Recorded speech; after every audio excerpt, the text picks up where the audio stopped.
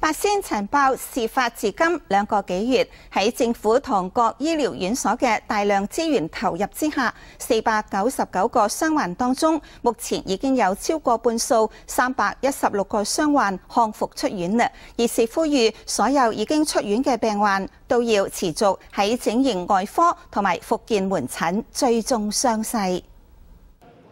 經歷咗12次清創、3次植皮，燒傷面積50% 到60% 嘅林家玉，堅持唔坐輪椅，靠自己嘅力量慢慢行出嚟。佢從基隆長庚醫院出院，醫療團隊亦都為佢切蛋糕慶祝。同樣喺八仙塵爆受傷嘅邱婉哲，復原情況亦都相當良好，下個禮拜仲準備重返校園。就讀國立台灣戲曲學院嘅佢，主修劇場藝術，經常需要負責燈光嘅搭設。雖然傷勢對未來工作可能會有影響，但係絕對唔會放棄。不過回憶起復健之路，佢都仲係滿腹辛酸，一度哽咽落淚。根據新北市衛生局統計，塵爆意外499個傷患當中，目前出院人數已經超過60%，大約係316人，仲有住院嘅有171人。由於受傷嘅患者多數都係年輕人，